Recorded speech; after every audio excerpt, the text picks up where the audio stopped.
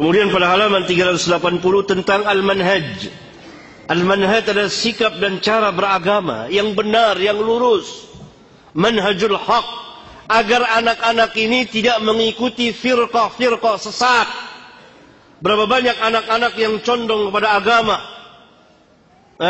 dia semangat beragama tapi duduk di majelis yang sesat, yang justru membinasakan mereka.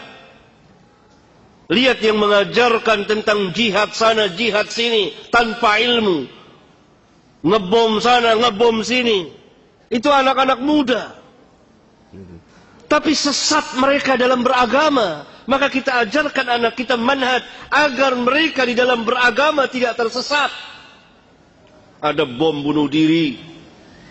Berapa banyak? Itu kan dilakukan oleh para pemuda. Bahkan ada yang usianya sangat muda sekali, belasan tahun.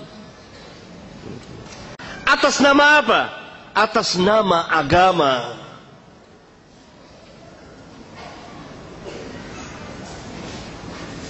Kenapa? Karena mereka diajarkan oleh para penyesat. Atas nama agama. Mereka diajarkan bukan oleh ulama, bukan oleh orang-orang yang berilmu.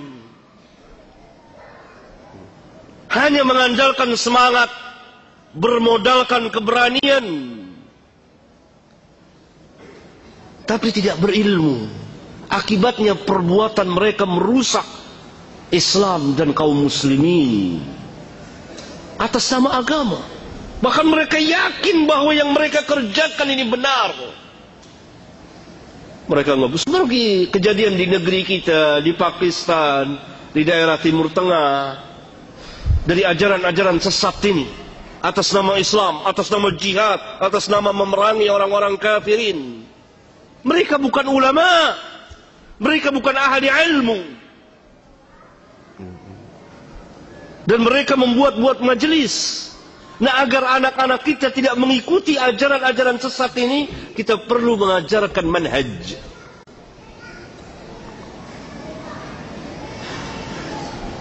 Saya telah menulis sebuah kitab tentang masalah manhaj, itu Lau kana khairan lasabaquna ilaihi.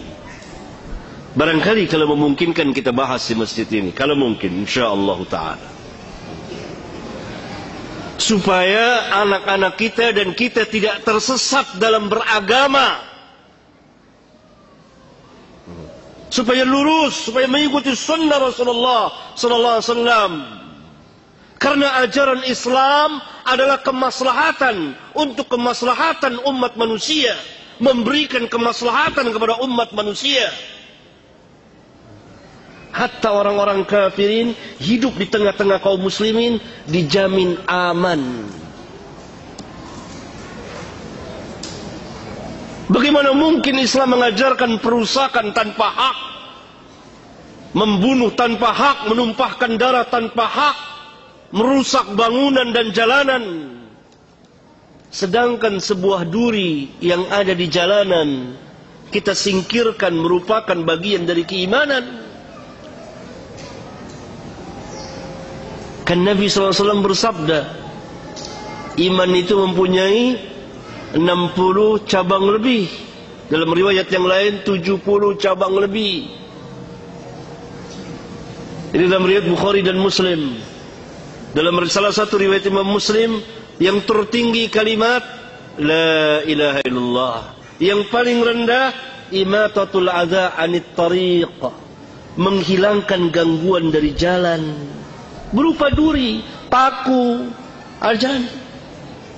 Lihat, bagaimana mungkin Islam mengajarkan perusakan kalau sebuah paku yang ada di jalan diperintah untuk kita singkirkan agar tidak terkena manusia yang jalan di jalanan tersebut.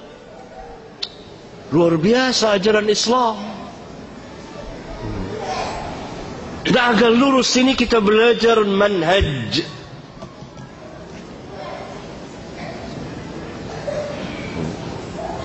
Agar tidak tersesat jalan. Karena ketika terjadi kebangkitan kembali kepada agama, berbagai manusia kembali kepada agama, akhirnya sebagiannya tersesat di dalam memahami, kemudian mengamalkan, kemudian mendakwakan agama, maka terjadilah apa yang telah terjadi pada sebagian dari kita. Disebabkan apa? Kesesatan di dalam memahami din. Atas nama apa? Atas nama Islam. Dan hal ini diambil kesempatan oleh musuh-musuh Islam untuk merusak Islam. Bahkan mungkin mereka menyamar jadi kaum muslimin.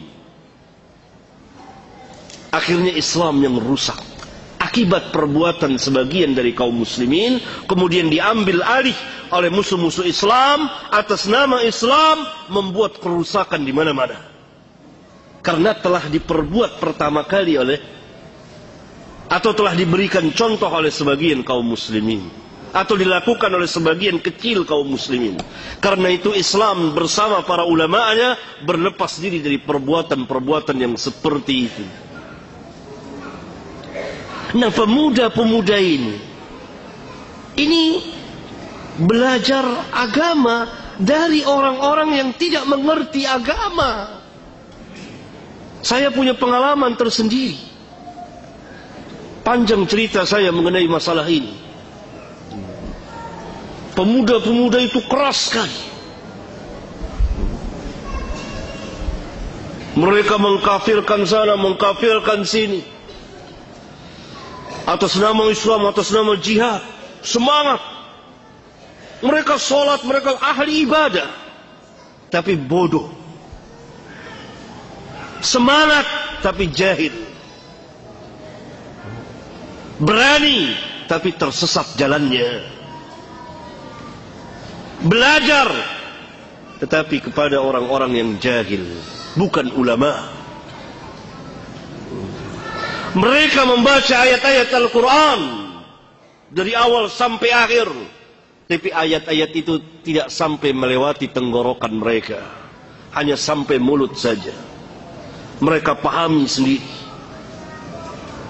Ini akibat tidak adanya pelajaran man. Karena itu sejak lama, sejak saya tulis kitab ini, saya menganjurkan kepada beberapa sekolah atau katakanlah pesantren untuk ada kurikulum khusus tentang pelurusan cara pemahaman agama atau manhaj itu sendiri.